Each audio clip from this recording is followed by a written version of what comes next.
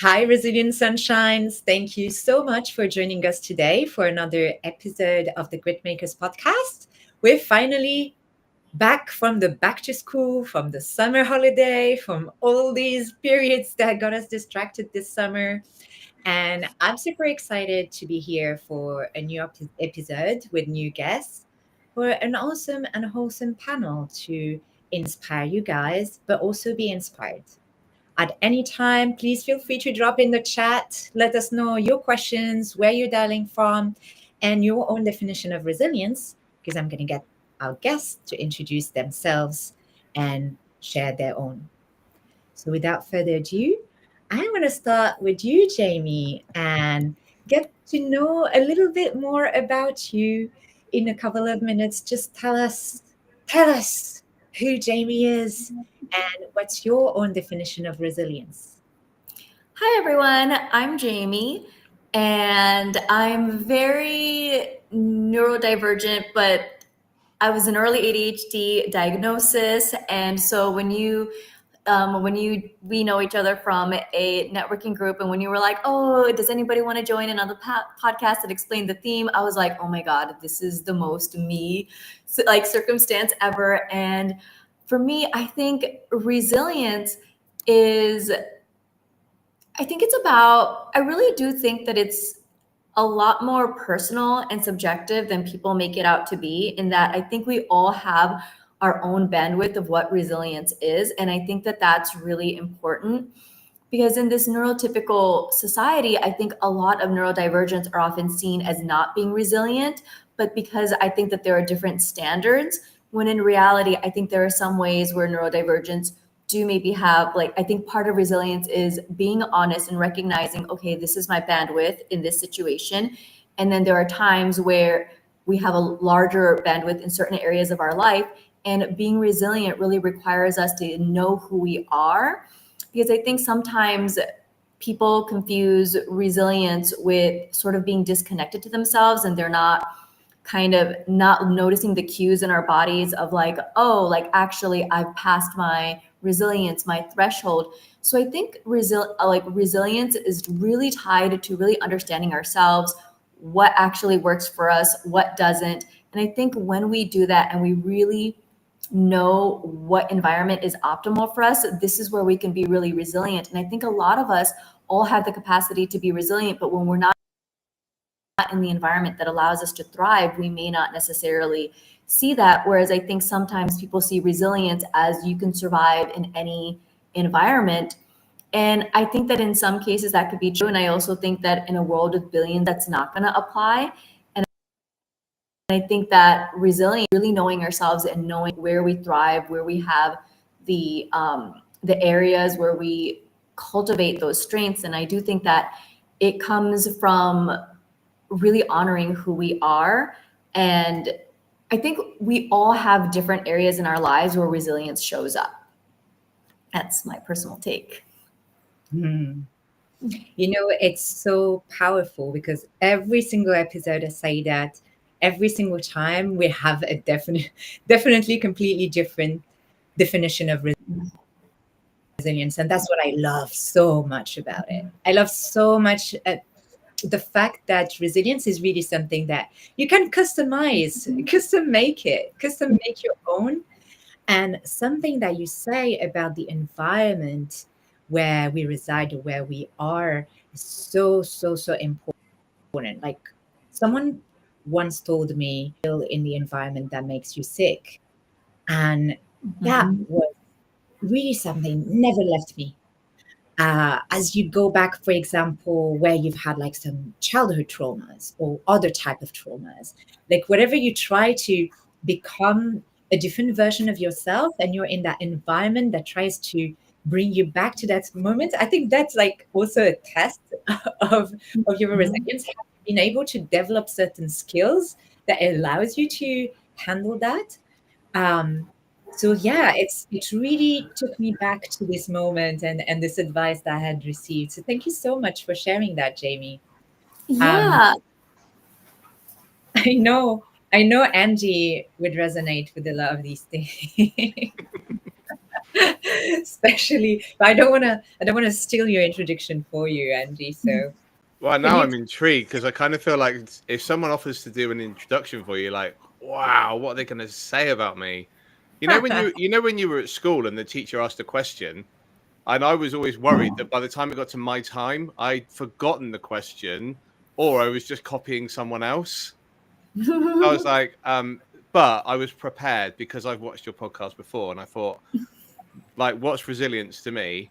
And the big thing for me is that resilience for me has always been about like the next step, because I've gone through a lot of stages in my life where something has happened. For example, my daughter getting rushed into intensive care, and sometimes you just have to eat shit and go for it. And I think for me, it's also the bounce back ability, which I love that word. I don't even know if that's a real word, but it's that bounce back ability, that knowing that actually, no one died, we're okay, we can keep going and learning from it. So for me, it's all about the journey, really, with resilience. It's like, the little things that we pick up along the way that go, well, actually, that was okay that time, so that means that, and I've learned from that.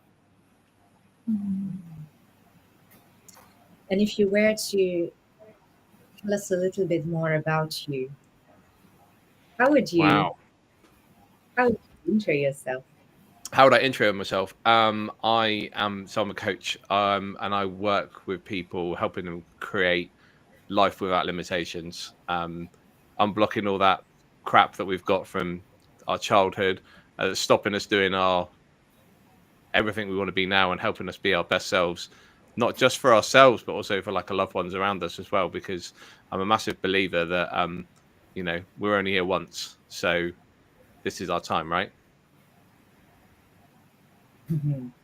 I met someone very recently. Last week, someone told me, as I said, "Oh, we only live once." They were like, you know what? We die once for sure, Oh yeah, but we live 100. Do every. you know what? I love that phrase. And do you know what the funny thing is? I said it. I thought we only live once, but we get to do it every day. Was my thought, and I thought, oh god, now I bet she's going to call me out now. I'll go sit in the corner. And definitely, yeah. I've been the asshole who called you out now. Thanks. I'll get you a badge. And how about you, Hedgie? I know that this is a comeback, and what I love the most is that it doesn't happen that often when I have comeback guests, but Hedgie has closed the summer with me, and I'm super excited that she's opening the autumn, I just realized that the as rest of well. it's to ensure continuity. But so yeah, I guess for you, I'd like to know what changed in the last couple of months in the way you approach resilience. Hmm. I was recently writing about harmony, and I realized my definition of harmony and my definition of resilience, they're pretty much the same. And which came across very shocking to me because I didn't realize that. And I explain. My definition of resilience is our ability to hold polarities and not make either side wrong, and being able to be that person that gets to hold the opposition. And I feel like with harmony we can also create harmony if we are allowing ourselves to see this and then give ourselves to whatever that phase of life we're in. For example, this phase of my life, I recently wrote about it on my Substack. This phase of my life is I want to commit to show up in a bigger way. And I also see all parts of myself that are scared of showing up in a bigger way. And being able to hold them and honor them and hold that vision. I feel like resilience is the and that and then also like our body, right, is the and to be able to create this almost bridge going back and forth without getting stuck in one spectrum of our emotional experience, our life experience, or the stories that we're telling ourselves about everything. Yeah, and I loved that conversation on unholding like the polarity of things, because like duality comes back in everything that we do. And I guess that's what I loved having you here for, all of you guys, because I see the mind and body almost like this two part of the same coin, but then holds this polarity as well. But I feel like we need something in between for everything to gel together. And that something in between is this conversation that I wanted to invite you here for today. And understanding, how we navigate with our own convictions, how we navigate when we're thrown off the scale. Because Oh that's my God. something that happens to everyone.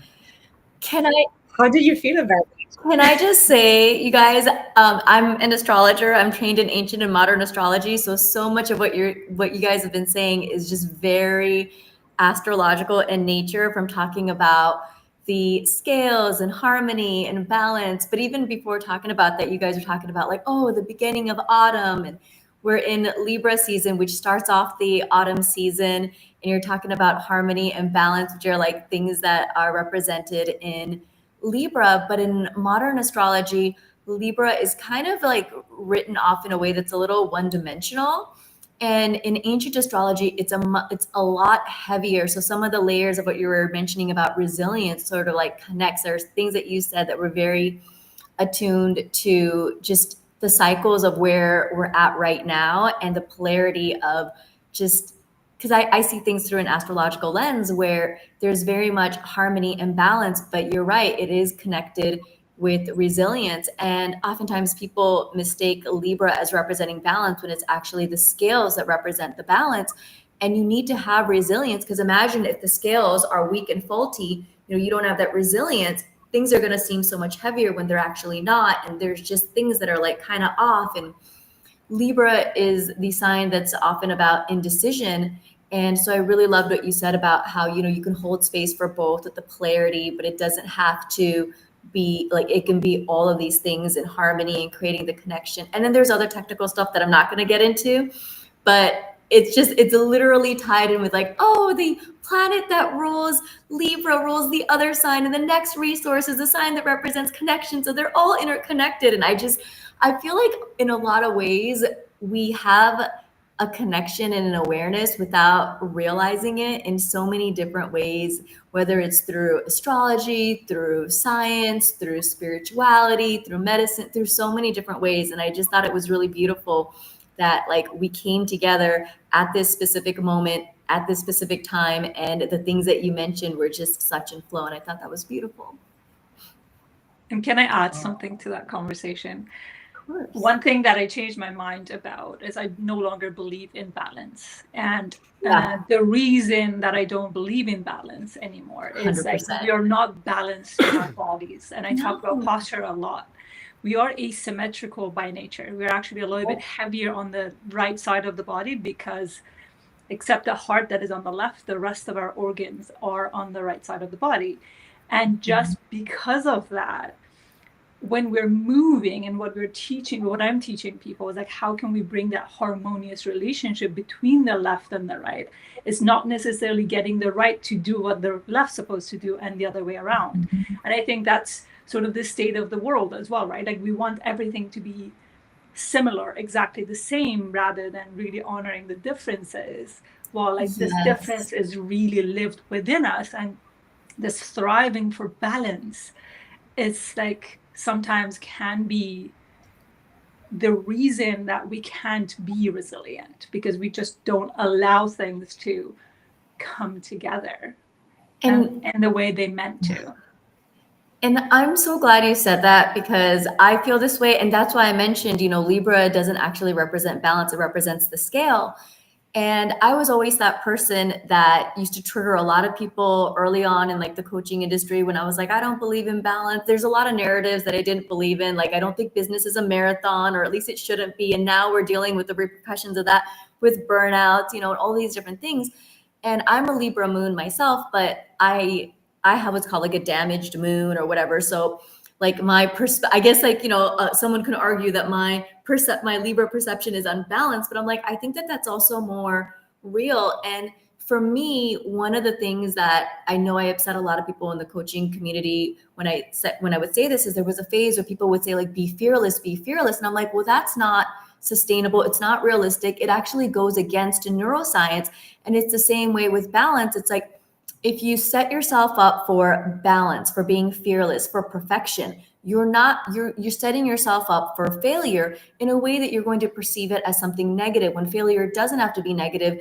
But it also, I do think that it's important to have this balance of being realistic, but also being real. Like, realistic is subjective. Some people do well not being so realistic in the conventional sense. But I think sustainability is more important. And so I was always that person. And I was like, I don't think that balance is healthy or sustainable. I think it just sets people up for failure. And I know like now, like the collective consciousness has changed and is now shifting to that narrative. But back then they were just like, it's because you don't want to face your imbalance. You don't want to like put in the work to be balanced. I'm like, no, I don't think that's what it is.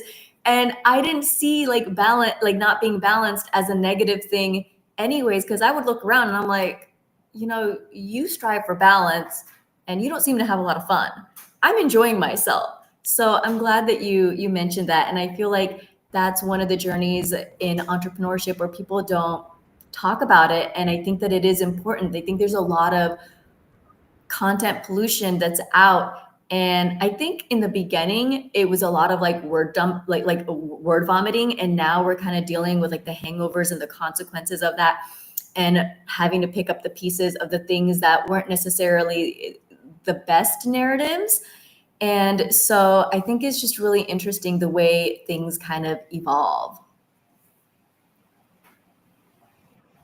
Yeah, we've been pulled out from the kind of like business burnout to be pulled into the well-being burnout, and just telling you all the different kind of shoots. But I think that's the thing that I love about resilience, like the fact that you can reclaim and you can redefine what works for you. And I mean, I don't know, Andy, perhaps you've seen some difference between like what did used to work for you versus what's working now. Well, you know that my phrase is work-life harmony because balance is bullshit, right? So let's just put my identical twin on a seesaw with me, and none of us move and we stay still. That's balance. Harmony is when I do a little bounce. But even if I just do a little bounce and then my identical twin doesn't do a little bounce, I'm just going to go up and nothing's really going to happen. So it's all about, for me, it's harmony. It's like when me and my identical twin, which would be really bad for the universe, if we had this identical twin and we're working together in harmony, now we've got like movement, like we've got laughter, joy, happiness, and all the other things that come from that. But if we're just sat there doing nothing, what we have is what the world wants us to create is balance.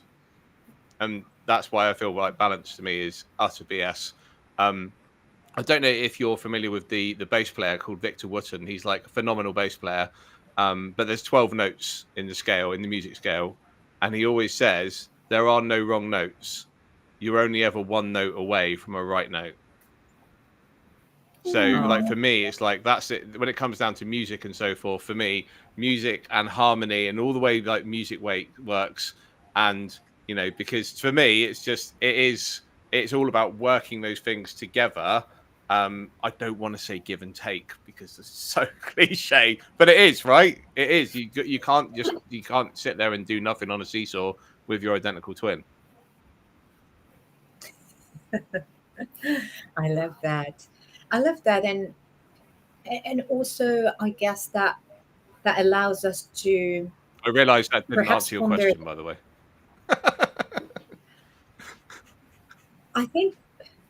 I mean, see, that's another should that is chasing us, right? We're like conditioned to having a podcast being question and answers and just like following one another. But I see that as a conversation, and what comes up of it is really actually echoing even with the audience, taking this chance to say hi to Cliff, who's a buddy of ours. Hi, Cliff. Thanks for joining us. And here again, someone who's saying allowing flow is powerful. Let it come, let it go, reduces friction. And I think it's really what I want to do and invite today. So there's absolutely no pressure. Also, I understand that by the time we get to your turn, you've forgotten it. So it's Do you know okay. what's really funny? If I can like add in on that, I had a conversation last night that caused me some friction, and All it didn't right. serve me. It doesn't serve me. One, it's also nonsense. But my mum said to me that her friend is going to the gym a lot, and she's an older lady in her 70s, and she's working out too much. She said she's not lost a lot of weight, and she's got lots of muscle tone now. I said, oh right, okay, that's great. That's really good. No, it's not. Why not? Because muscle turns to fat. Now, we all know, unless you're a lunatic, she is wrong, right? And I let that cause me friction last night. Now I know that she's wrong. I know that she said, allow me to have my opinion. But it's funny, it's what we do with stuff, isn't it, that causes that where we take it next. And actually, by the time I kind of got off the phone to her, I was actually laughing because I just thought it's brilliant. She's in her 70s and she still believes that muscle turns to fat.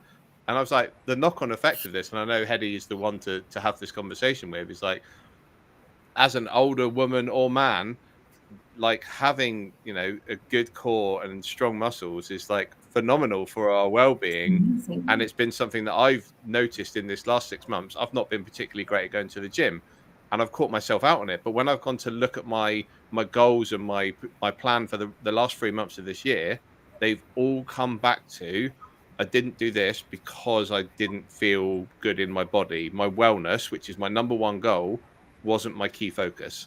And I feel like that knock-on effect for that is, like I was saying about the friction with my mum, that causes the friction with everything else along that thing, because I've not been looking after myself with my body. Yeah. So is that what, like, one of the Yeah. non-negotiable that you actually have in your life? Like, when you look after yourself, or when health is there and taken care of, then everything else fits into I place. love that I can't see the chat, and I'm wondering if anyone's gone, yeah, muscle does turn to fat.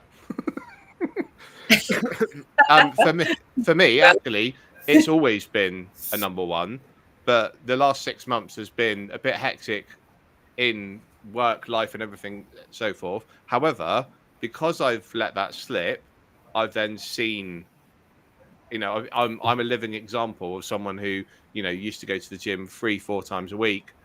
And actually, over probably since June, I say 6 months, but since June, I haven't been going 3 or 4 times a week. And I've suddenly seen that from where I was to where I want to be, has slipped to the point that you suddenly go, oh, can't really be bothered to go out for a walk. I'm shattered. So it's that knock-on effect, isn't it? And then, like, when I talk about work-life harmony, and it comes back to this again for me in every sense, because I'm not looking after my wellness, the fourth goal in my quarterly plan is family, and it has a knock-on effect of how I am around my daughter, my wife, even probably my behavior when my mum says silly things. So yeah, for me, it's that's the big, it hasn't been, but it has to be the number one. Mm. And And how about, can I say something? yeah, Like what you said was really beautiful. You said like harmony. You defined harmony with movement, right? Like harmony can be created in movement. And that's why like I love what you said, is like now feeling that the movement is not there, whether it be like through the body or anything in life. I always say like we're constantly being in this dance of stillness and movement. When we're stuck, can we get things moving? And if you're chaotic, can we find that stillness? But both of them has that element of, give and take, you could say, or like that element of moving our bodies in some form and shape. And I think with our modern lifestyle, that is really being taken away from us. And it's another form that we're being controlled and out of touch with our animalistic side, our human body, in a way, our humanness. I love that. Is this something that you notice as well, Jamie, in your relationship with your body and your mind as well? How do you navigate your day-to-day with this challenge? How do I what? How do you navigate the day-to-day with this challenge? This need of The challenge. movement, the need of movement, and yet being like so contained in these boxes. I think I don't know if I necessarily have a system. I just kind of like oscillate with my flow, and I know that I'm very cyclical by nature. So part of it is I've just become very real. Like I've gone through the phase of trying to force myself. It usually doesn't work, and I think that it's different for everyone, but for me, when I try to do things that I don't want to do, it usually doesn't work out well. So I find ways to be like, okay, well, what do I want to do that's going to make this work? Because like I'm an early ADHD diagnosis, I have an interest-based nervous system. Things have to be sustainable. So I'm either looking at like, how can I make this be something that I want to do? Or realistically, I'm just gonna get to the finish line and realize that like this is something that I tell myself I want to do, but I'm most likely not going to do it. So I'm going to look at, okay, what are some ways that I could reschedule it? What are some ways that I can do it? And I give myself a very flexible, fluid structure. And this is where being an astrologer really helps me out because I know the flow that works really well for me. So I know that I have like my like productive, optimal days, the days that I don't have it. So I designate days so it's a little bit more automated for me. But with fluid and structures, like Tuesdays and Thursdays are like my errand days. You know, I have my other days where I do certain activities. So when I know that something isn't going to work one day, I have a backup day. But I also just kind of look at like, okay, where do I usually find flow and ease? Where do I find challenges?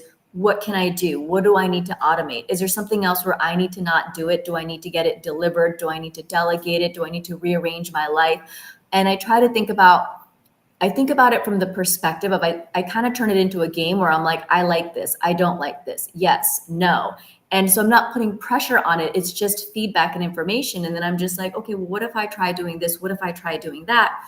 And I have like this practice because one of my things is that I don't have an issue with people that, little side tangent, side quest, but I'll come back to it, is I'm all for people complaining because it doesn't help to internalize it, but it's the perspective and the intention that matter to me. Like, is it like complaining to perpetuate the problem or is it to process it? And so one of my biggest things is I don't do well with people who kind of want to stay stuck, regardless of whether it's trauma or I know that there are reasons, but it just doesn't work well because I am someone who does very well with like, I want to get shit done. But there's a part of me where I know part of what helps me succeed is to learn and slow down. And so I find that sometimes I'll get blocked, whether it's my own interest or like everything would just block me inevitably. You know, every car gets canceled, the train shuts down, something happens, you know, whatever the case may be, it starts raining, you know. So I do this thing where I'm like, okay, I have a problem, come up with at least 3 solutions. I don't care if they're sustainable. I don't care if it's realistic. I don't have an end point. It's just the intention because eventually I'm going to get there because I'm thinking about everything anyways. And oftentimes my friends are just like, if you just shut up, if you just stop, if you just remember what you know, you've already given the answers. So I no longer make myself feel bad to be like, well, what if I don't have the answer? I have the answer. It's just buried under all the other crap. So I'm just like, okay, what's the problem? And I try to come up with like 3 solutions. I experiment with it, what worked, what didn't, and stuff like that. And I go through different phases where sometimes I'm like, okay, this didn't work out because I'm trying to be practical in an environment where there should be more flow. This is an area where I'm trying to use force and it doesn't make sense. So for me, I'm looking at where the compatibility is and what's sustainable. And that's what really works well for me. All right. So how do you actually find what works for your body? For me, I'm kind of naturally more disconnected with my body. So it's sort of kind of an afterthought for me. I think it's more like it's observation. Like, this is something that I realized when the world shut down, where I was like, oh, sometimes I like the volume to be lower, or I like my lighting to, like on my laptop or my phone, at like the lowest lighting. And that tells me, oh, I must be overwhelmed and I don't realize it, kind of thing. So I kind of look for clues. And then as an astrologer, this is something that's really helped me, because I feel like so much of the dialogue is around like connecting with your body and understanding yourself. And I'm like, well, what if you're not able to connect with your body? You know, people have experienced a lot of trauma or have had nerve damage where they physically are unable to, or they don't have access to that consciousness due to brain damage and things of that nature. And I've worked with a lot of people like that. I've experienced some of those things myself. So I've had to kind of come up with other ways.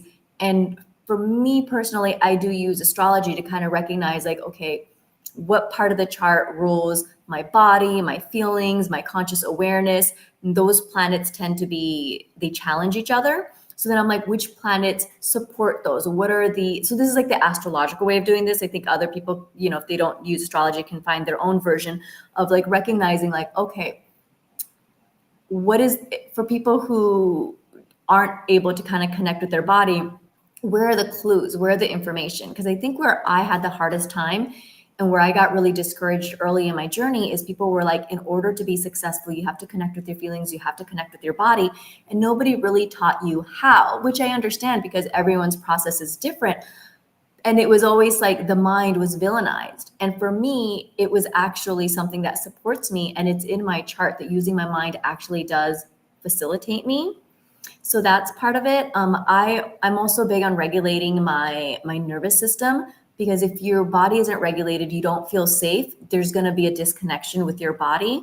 But there's so much information on what type of nervous system regulation is good. And a lot of the stuff that's available is for people who have a hyper regulated nervous system, where they're like overly, very sensitized, and I'm disconnected. So a lot of the information wasn't really beneficial for me. It's not that the information wasn't good. It's just it was hard for me to find that information.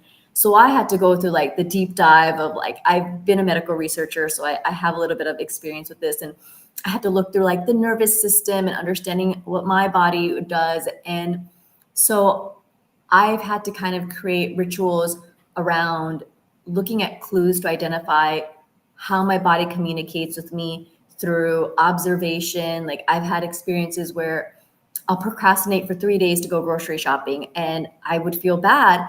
And then I remember one time I had like really painful period and I needed maintenance to stop by. So I told my body, just shut down the pain temporarily so you can have a pleasant conversation. And I did. And then the person left. And then I was like, okay, you can turn back on, you can feel again. And then I felt this raging pain in my shoulder. And I was like, this is why I didn't want to go grocery shopping. So now I like to see it as like, I almost treat my body like it's like the volume is on mute and stuff. So I need to use other senses, whether it's hearing, seeing, touch, like other things to kind of like clue me in. I no longer make myself wrong for not wanting to do something. Like, I think everyone is different, but I don't generally have like self-sabotaging tendencies. So usually when I don't want to do something, there is a reason. So I try to go more towards understanding.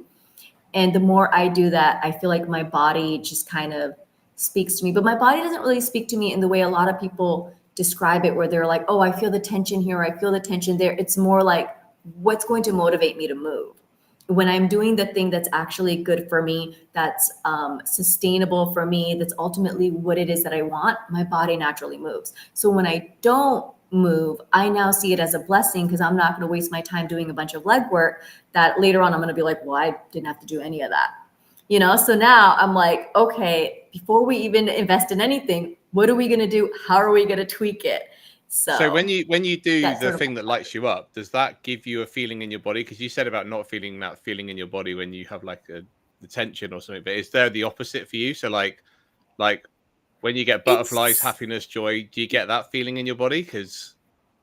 So for me, oddly enough, and actually I'm going to make a correction, and I'm glad you asked that. When something doesn't feel good, I do feel it in my body.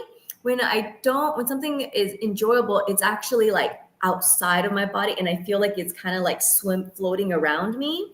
So I noticed this thing where it's like I'm very much like intuitive, and I'll just instantly know, yes, no, this is for me, this isn't for me, and stuff. And years ago, I read this intuition book that said that like my type is judgment, which is like the most intuitive, but people doubt themselves the most because it's so fast and you feel like you're like a shady person, and I'm not. And so when something is misaligned for me and I feel no, it's like there's a heaviness that like drops to my feet and I feel trapped.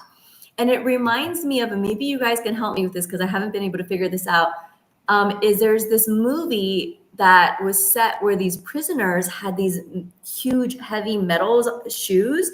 And so when they acted out of line, the metal would like trap them. And that's what I always think of. Because I remember reading something that said, in order to know what's alignment for you, say something positive, say something that's true, say something that's not true, and see how it feels in your body. And I realized that when something is out of alignment, the heaviness goes straight to my feet and I feel trapped. But when I feel good, when I feel aligned, it's almost like being hugged by the sun. You're enjoying yourself in the sun. And so there's sort of like this like lightness that's like in this general What if area. that heaviness was the roots going into the earth and grounding you rather than holding you down, holding you back? Oh, no, it's not. Oh, No, really? it's not. Yeah, I've had situations where I was like offered a job and they would tell me something and I'm like, no, that's not true. And then later on, it ended up being some like drug bust, or it's like, for me, it's telling me that like when it happens to me, it's like, this is a dangerous situation to be in, so you need to get the fuck out. That's usually I how like it shows Jamie. up for She's me. spicy. She's fun. Well, I think the other thing is that a lot of people do focus a lot with like grounding and roots and stuff. And I think that there's value in it, but that's not the only way to find that like centering. And so I think a lot of people who've experienced traumas, but also people who find that like harmony in different ways, don't necessarily work well with groundedness. And that's what I've found in my experience to be. And I think that's why, and this is where it's like you brought up like good questions. These are the things that I've been approached with in the past, and I've entertained them. And that's why I know it's not for me. And I've had enough trial and error where I was like, oh, you know what? I think the common assumption is that people are like, well, what if you're just scared of rooting yourself? Because I feel like I am that candidate where people do think like, oh, Jamie's a little ungrounded. Maybe she's not comfortable with that. So I've experimented and stuff, but I also have like really good instincts and stuff. And I've been in situations, I've had jobs where there's been like shootings, windstorms and stuff. And it's a similar experience with like the heaviness of the feet, but rather than it being physical, I feel the energetic informational equivalent of it. So I've had correlations in my life. And interestingly enough, like in my chart, I don't have strong earth. And so, yes, I still need to root those things, but my groundedness tends to come from other people. Whereas what works for me is when I'm in flow, because I'm naturally a water sign and I have a lot of air. So I'm at my best when I'm able to kind of do that. So in spaces where I feel trapped, that's usually not a good sign for me. That's very interesting. See, like I've experienced a lot of dissociation in a different way, as in it doesn't necessarily mean, and I think that's circling back to your question as well, Andy, that you completely numb or can't feel anything. Like you still imagine like your emotions are locked in a tap and like it's still dripping a little bit, so you still get a little taste of things, or you know what it could be like, but you don't allow yourself to feel fully, because if it was going full flow, it would be too overwhelming, or what the defense mechanisms that were created are there to shield you against that, because that's what they were there for. I mean, yeah, I agree with that and I don't agree with that. I think there's like a difference between our trauma making us do that, and that part of what you're saying is very true. But I also think that there are other parts of me where I don't think that I'm naturally here to necessarily feel as deeply. And this is something that I used to really struggle with, because a lot of what you said was what I was told. So I thought like, oh my God, I'm not allowing myself to feel. I'm not allowing myself to feel. And then through astrology, I learned that I'm actually like a fire sign pretending to be a water sign. They taught me in like palmistry. And a lot of the things, I think that I read like someone who on paper, it's like, oh, this is likely the situation. And there's a level and layer of accuracy to that. But I think there is another part. It's kind of like the difference between someone who over-explains themselves because of trauma versus someone who is just very chatty because it's who they are. So there's a part of me where it's like, yes, I do hold back my feelings because of trauma, but also I don't think I'm nearly as deeply feeling. And I think that's also like my nature. So it's about kind of balancing those things. Or navigating that. Yeah. And living. Oh yeah. Why did I say balancing? My alarm bells went off then. We're so into it. And how about you guys? How do things manifest? Whether it's in your body or inside, outside, what's your relationship with your bodies? Do you resonate with some of the things that Jamie mentioned? Or do you have your own chart, shall I say? I was going to say I'll let Hedy go first. I'm not letting you off that.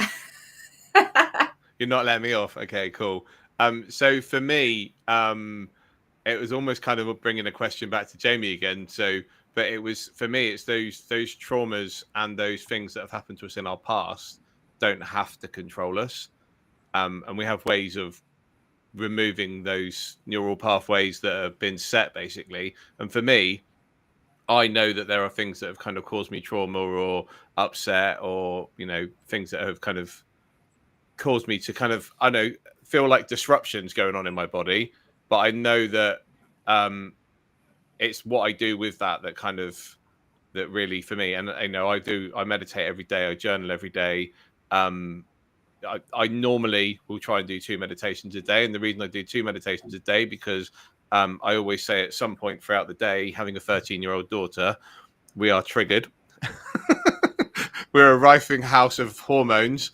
But I do a letting go meditation most afternoons, which is just me resetting my body and kind of letting go the thoughts, the patterns, all the things that have kind of gone on.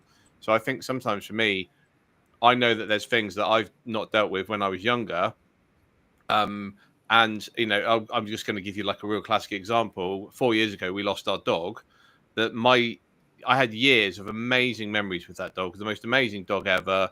But I really struggled when he died. Did I struggle because I had amazing years of memories of him, or did I struggle that when he died and they carried him out the back of our car because the vets were amazing and they did it all in the back of our car so my daughter could be there? The trauma that for me was actually seeing him being carried along and his head flopped out of the blanket. Now, for me, that was the worst part of it. That's all I could keep remembering. And I know that wasn't going to serve me. So I worked with another coach who's a friend of mine who does a similar kind of NLP stuff to me. And we basically just worked on that trauma. And weirdly, I couldn't even drive past the vets. And if I went to the vets with the other dogs now, I was like, I couldn't go and see the same vet. So I had a choice to kind of either just let that control me and maybe use another vets, or listen to my body, work out where that was. And it was a simple thing of just, diluting that feeling that I had and actually increasing the feelings of all the good times we had together. So that for me was where I actually almost replaced that negativity with a positive emotion. So for me, I feel like there's a lot of it that goes, you have that choice to kind of take that. I understand there are some traumas that are extremely, that can be extremely uncomfortable, but obviously they can, and where we do a lot with my clients is where we'll work with one particular thing. And, I remember being at an event with Richard Bandler once, and he had a lady who was struggling because her son had passed away. And she was struggling with grief. And for me, grief is probably one of the worst feelings ever, because grief, you can't have grief without love, right? So it's almost like, again, it comes back to that polar opposites again, doesn't it? And there was this lady that said, I really want to just get, he was really sick. He was, all I keep thinking about is all the negative stuff and how she felt. And he basically said to her, do you want to forget your son? And she said, no, of course not. So they worked on that, removing that thing that was the seeing him in the hospital bed, seeing him in his last times of his life. And I think when it comes to trauma, and I know I've just kind of gone on a grief kind of route, but I feel like you can remove these things and kind of replace these emotions and how you feel, and then it comes back to choice, doesn't it? So you're initiating a certain kind of, like, the reframing is there to take back control of the narrative of the today. Yeah, and you're reframing how you feel, because if I said to you, like, all three of you, like, think of like the most amazing meal you ever had in your life, like, and then where you were, who were the people you were with, what made that, I'm already seeing Hetty's like starting to like smile a little bit, and like Muna's like, oh yeah, cool, I could go there after Andy shut up and go and have some lunch, or do you know what I mean? So it's like you can replace those feelings, and even if you were feeling sad 2 minutes ago, you've actually just replaced that with, like, you're probably all now thinking about lunch. So like you have the power to make these changes, and and a big thing for me, and it's something that it was reiterated with kind of doing the sessions I've done with Hedy over the last few months, is by changing how you're feeling, change how you walk, how you look, how you show up, because your posture changes. And you're like, I can tell you from my own podcast on the days where I couldn't be bothered, and I can look at it, and it's not because I can hear it, I can see it. And I think that then that's what you decide to do, because everything changes, right? When you change how you feel. So that's interesting, because do you use that as a tool on the day-to-day when you're faced by, dramatic events or health issues? How do you leverage that mindset when you're faced with physical things that are out of control? One thing for me that I do every single day in my journal is, at the end of the day, I write down what my emotion is of today. Because when I know what that emotion is, and like, I will go off on a real short tangent, but by doing the same with my daughter and showing her with my planner and showing her, seeing me do the journaling every day, it opened an opportunity for her to actually verbalize that she was feeling really sad about our dog passing away a few years ago. And it actually led to her calling Childline with us to get additional support that she needed. So for me, circling those little emotions in my planner every day actually open a doorway for, like, how do I feel and how do I want to feel?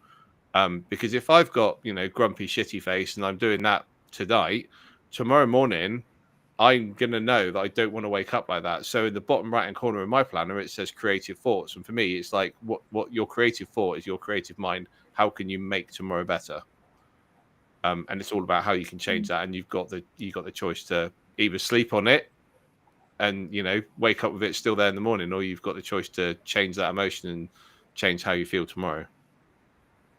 Obviously, you can do stuff instantly if you need to, but I feel like doing that on a daily basis makes everything so much more routine for catching yourself in those moments of, like, disconnect, feeling uncomfortable, especially in your body, because that's where, like, my personal thing is, if I'm having a bad day, I'm having a bad day. It's not just there, it's in my body. It's like head to toe. How does it manifest? Is it like you feel stiff? Do you have like some pain? Oh yeah, I mean, the first thing that comes out for me is like, oh, I need to use my massage gun, and I'll be like, oh, I need to do a go wad, or I need to do a stretch, and it all comes back to, for me, it feels like it's just physical, but actually I know from years of working on myself and burning out and that it is primarily from the emotional patterns that are then making me feel physically down, sad. The posture queen over there will tell me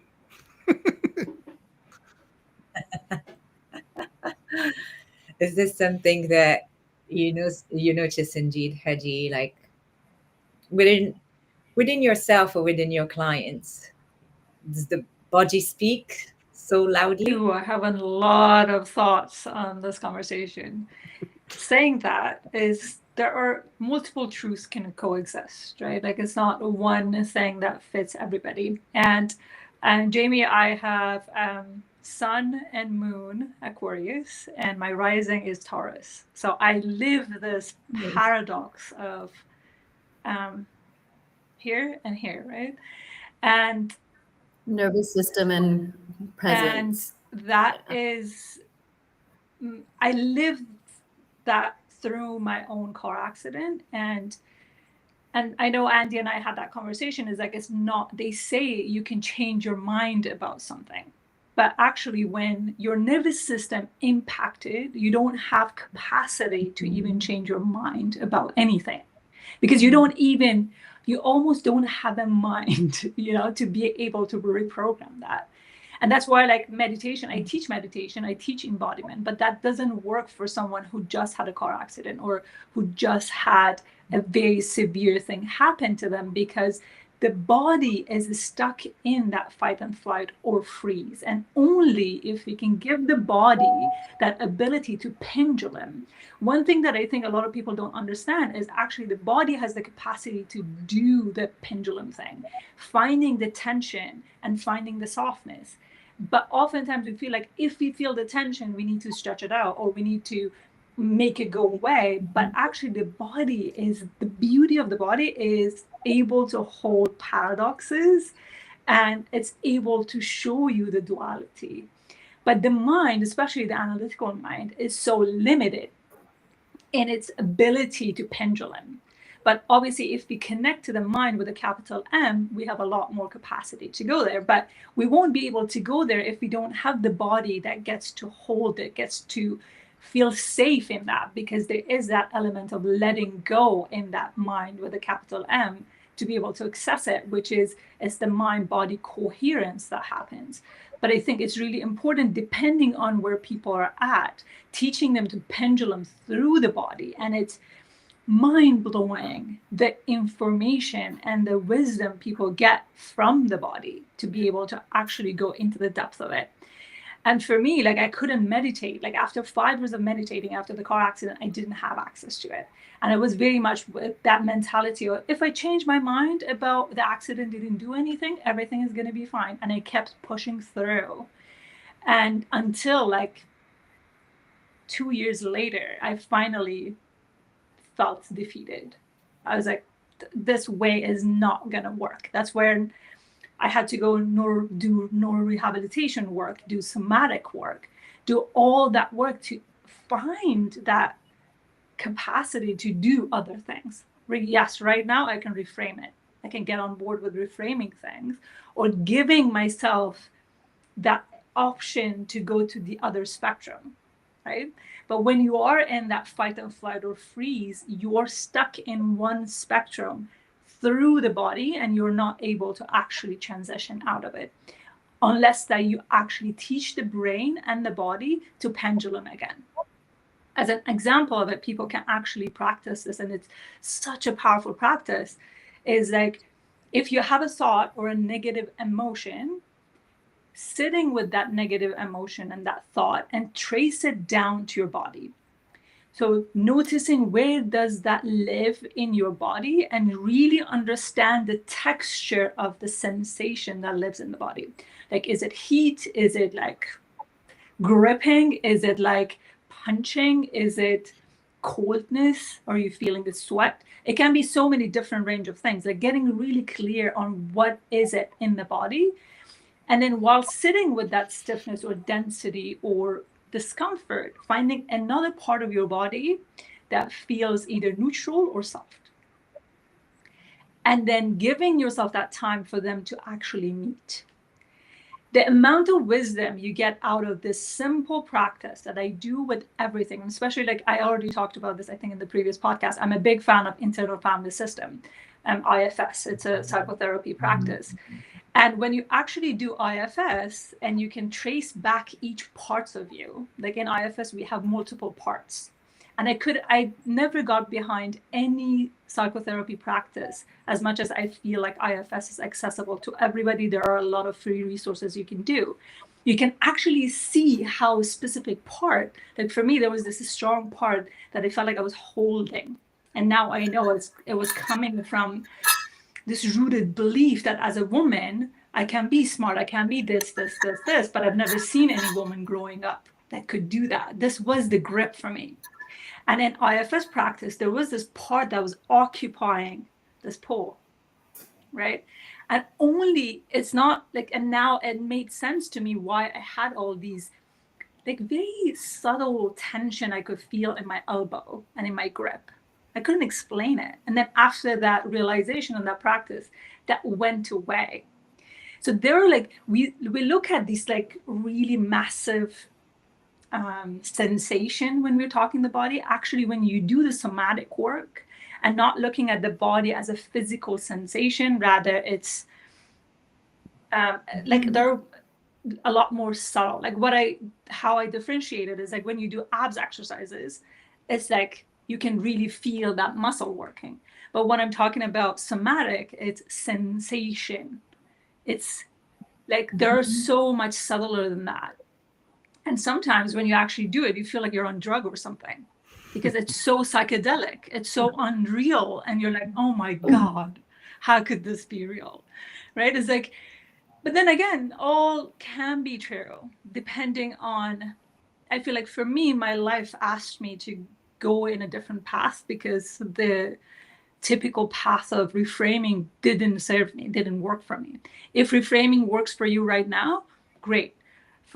If Jamie has its own way of like using her intellectual to make sense of her processes through the body, if it's working, that's great.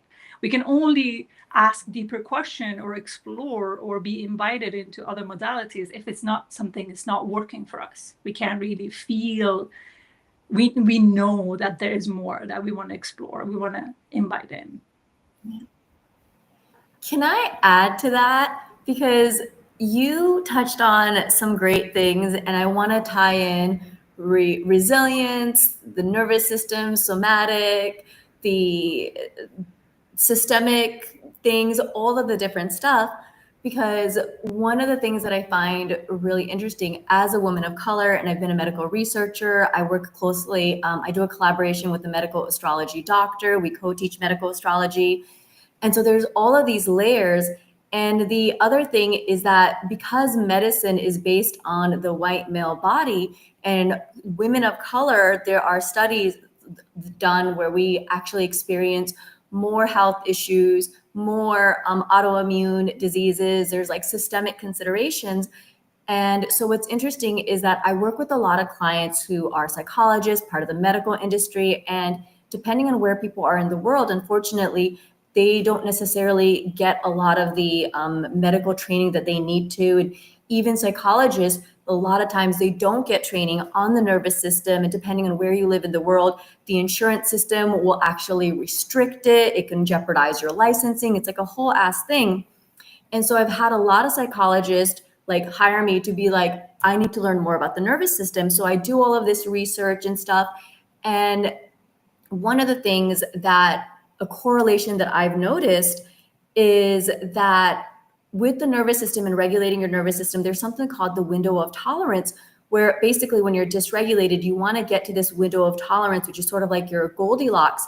And it's the purpose isn't to stay here, but to create that resilience so that you can get back to that state when you're in a state of dysregulation, which life is going to do. And if you're being honest with yourself, you're going to get dysregulated because we do live in a systemically problematic world. That's just the reality that we live in. So if you're being honest, this is going to happen. And I don't say this from a place of like negativity, but from a place of honesty and catharsis and not trying to like hide and release sort of that like frustration around that by just embracing this truth.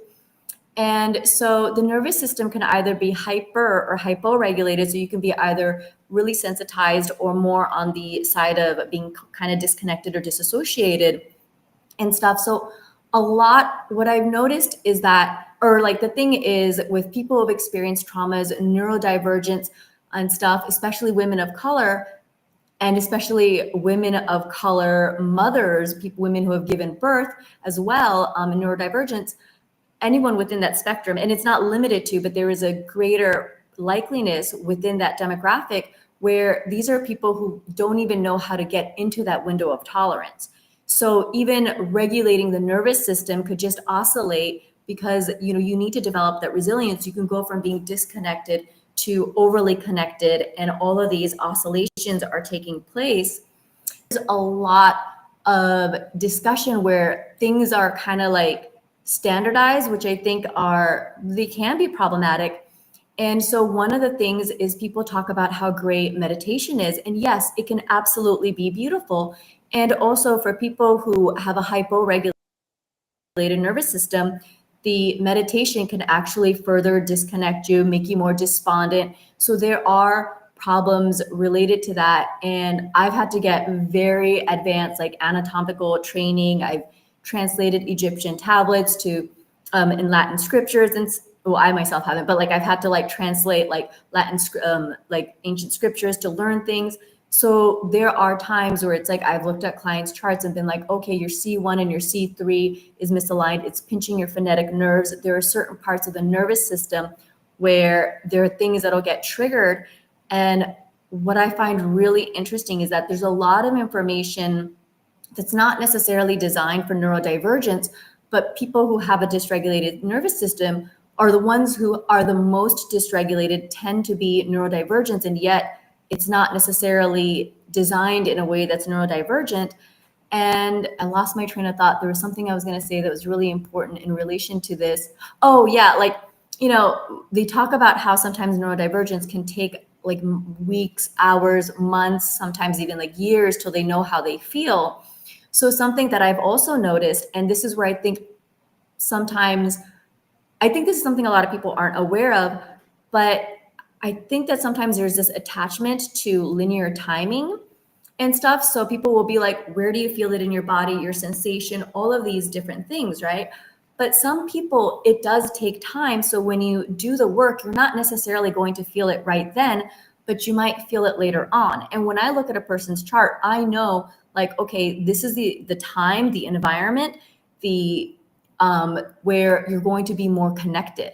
But this isn't necessarily the time that someone can do the work. So sometimes they can do the work and then check in during that time, and they may actually connect more with something that they started like 6 hours ago, 3 days ago. Like everyone has their own rhythm, and in accessing that information that I think is so important. I think that it is kind of important to know your rhythm and flow. And I think that was part of what I was mentioning when I was saying resilience requires you to kind of understand yourself and your own rhythm, because I do think it shows up differently. I love that because one thing for me is most people who I ever coach come to me with a problem that wasn't ever the problem. Something else was the problem.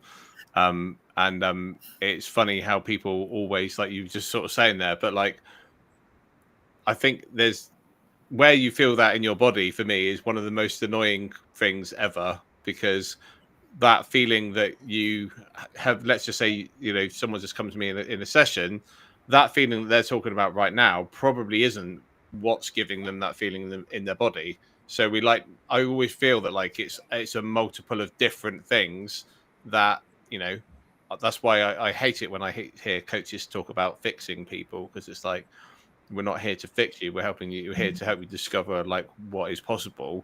But I think that's one thing is like, it's so easy to just sit on one thing, isn't it? And think that's the thing. And then go, oh, well, that doesn't work for me, but something else might be the cause of it. And I think sometimes that's what people forget about. And that's why we're in a world of everyone wanting the quick fix as well, right? That's the big challenge. And I want to tie it over to for the audience as well. Like, this is the typical example that we can have 3 different modalities that can support in so many different capacity. And also that can support at some point, and maybe what got you here won't get you there. Maybe what worked for you before now needs to be reinvented, and you need to look at other modalities. Going back to, again, at least being able to check with yourself and know, okay, this modality is doing it for me now, and at some point recognizing when it doesn't, and be able to connect with the one that does or that could help. And I think there is nothing forcing anyone to try different things or multiple things, but knowing and like just raising the awareness around it, like we're doing today, discovering new things. Like I cannot remember shit about astrology. I've been told my charts and everything. I can always forget.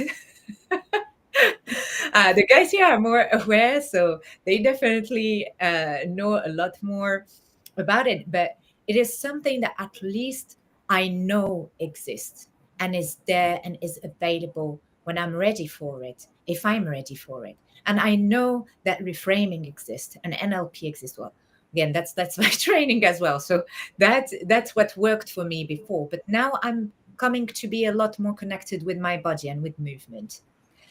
And it's these conversations that we have with ourselves and with each other that help us kind of like enlarge our toolbox and be able to understand, okay, there's nothing wrong with me. I'm not broken. Nobody is ever broken, but I can live better with myself, understanding more about myself and understanding more about others. I think that's the magic that we create in this space. So I'm very grateful for you guys sharing your wisdom, your experiences. I don't want to let you go before you leave our audience with something very, very precious. We were talking about the relationship between body and mind and resilience. But I want to ask you guys, what's been something challenging about it in running your business, and how you overcame it? Perhaps with your modality or not, but what was the biggest challenge that this relationship between body and mind has caused you in running your business, I'm gonna go. and how you overcome it? As a woman, we have cycles, and we live in a world that is not operating out of cycles. And I already shared before the conversation, I had to spend 2 hours in the bath to be ready to meet the world. And I know I do my best to actually not schedule things, but there are certain things that just happens the way they are. And for me, recognizing that cycle and understanding the cycle and being able to tune in with it as a woman is really challenging in this. Obviously, I consider myself being privileged to have a business that I can make changes in a way that fits my cycle. But then so often you get invited to this amazing opportunity and it's on the first day of your period and you're like, oh my God, I'm brain dead. I wish I could change that, but that doesn't happen all the time, right? And being able to, for me, is giving myself grace, and also, like you said, finding tools. Like, I know going to the bath extremely helps me. Like, it's one of the things that changed my life when I discovered. I was like, why am not no one told me about this? Why didn't I discover this earlier? But but still, it's hard. Like, it's hard to want to show up, especially if your business is the face of your work and you need to stick to the work and show up for your clients, show up for the work that matters to you. I'm going to leave it to that.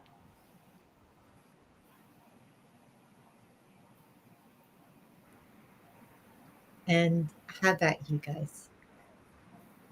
I mean, Andy, I'm sure your periods are not causing you issues. Perhaps the women in your life's Right, period we need to get this out in the open now. I have a wife and a daughter who are 2 weeks apart, and I have 2 spaniels who are nearly always, it feels like they're always in season.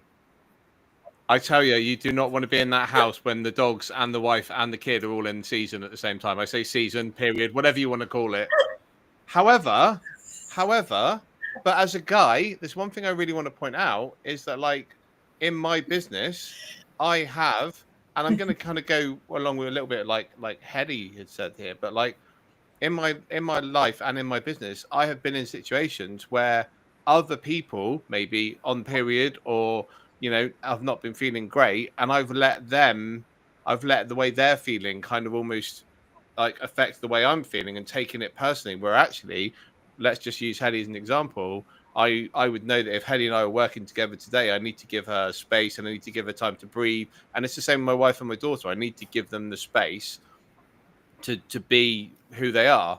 And I think that's one thing that in business we do a lot, because when I'm working like a Trojan and then I come home, I know that my wife supports me because I'm feeling burnt out and that kind of thing. And I think for me is it always comes back to my favorite saying, which is that magic isn't found in perfection, because like it's like embracing the chaos, and kind of and being in those different environments, it's just it comes back to bounce back ability again and adaptability, doesn't it? So yeah, for me, it's like it is really like I have felt physically exhausted years ago when I was running with my media business, like finishing one job and working till like 3-4 o'clock in the morning, because that's what everyone else was doing, and like that was what was working. But like I literally showed up as the worst person ever, and actually what I was delivering wasn't actually great either, because I wasn't showing up as my best self. So yeah, magic isn't found in perfection is my biggest mantra.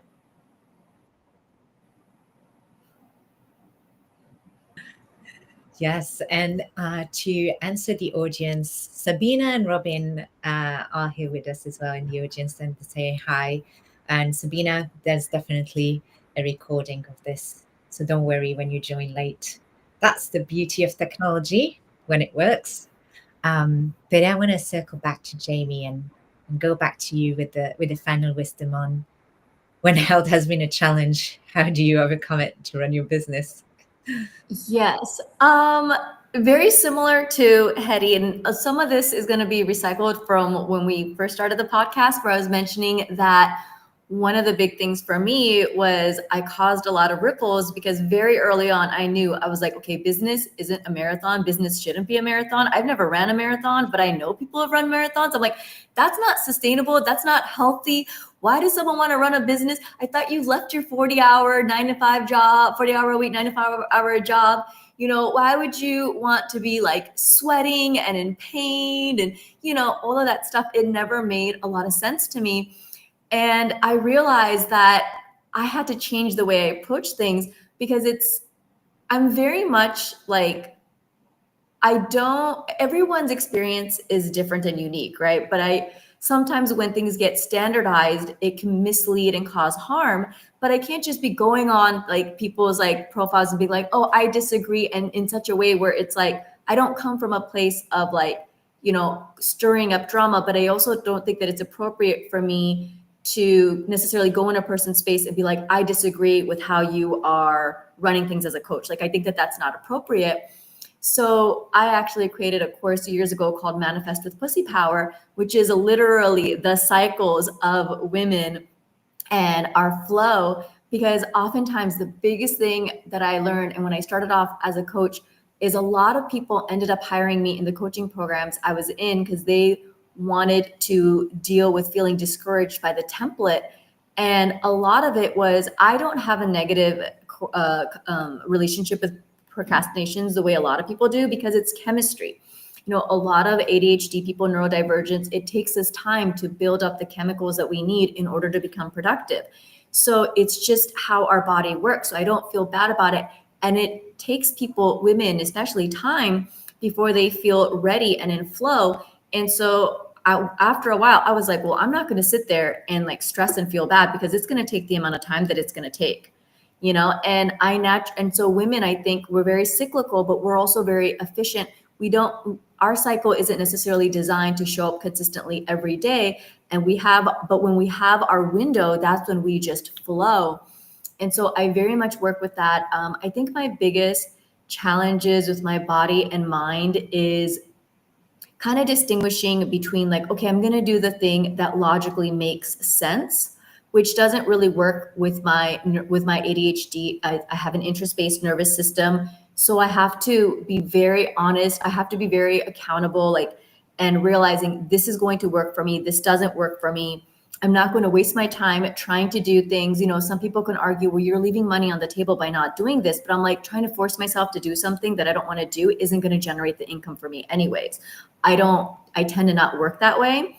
So I really focus on, because my life is very cyclical, I make enough money so that I can afford to take breaks when I need to. So when something doesn't work, I look at it. I always do self-reflections. And as an astrologer, like, I believe that Mercury retrograde is an astrological hack that's designed to help us succeed. It happens about 3 or 4 times a year, about once a season. It's the same cycle that successful businesses and entrepreneurs follow, where they do quarterly annual reviews. So I look at what works, what doesn't, and stuff. And so I have enough money holding and stuff so that I can afford to take a step back and be like, what's working, what's not working, really listening to my body and or my feel. Paying it, I would say it's more, I observe my body. Like when I feel very unmotivated, very flat, I know that there's something that I need to correct. And that takes time for me to kind of figure it out and stuff. There's a bit of a learning curve. So I schedule things in to give myself permission. I schedule things when I'm most in flow, but I also give myself time for when I tweak things. With my readings, unless it's like something where you do it live and stuff, where it's just within a dedicated hours twice a week at like a hotel that I work at. Otherwise, I say that you'll get your consultation within 21 business days. Or I work with businesses where I'm like, okay, within 3 months, within 6 months, within a month, I'm going to create your marketing plan and stuff. So I give myself this huge chunk of time, you know, because like Hetty said, sometimes your period shows up. So that's why I give myself 21 business days, because I'm like, I take the week of my period off. And so the 2 weeks are when I'm working. That third week is just a buffer. So it's those cycles that I use. And sometimes I'll finish something if I'm in flow in like 3 days, but I want to make sure to add more things to it, you know, and other times it takes time. So I'm very good at, I know my rhythms and my cycle, and I create structures around that. I think that's my big thing. Yeah, that sounds pretty much a bit the theme of knowing ourselves, being self-aware, and taking the necessary actions to live better with ourselves in this process. I know we're already over the hours. I'm super grateful. Thank you so much for the audience, for our guests. Thank you for joining us this post back to school episode and getting you back in your bodies, in your minds, with amazing different tools and experiences here that our wonderful guests were able to offer us. And without further ado, I'm going to love you and leave you. Thank you again, guys. We're going to go offline, and I wish you a lovely rest of the day with love and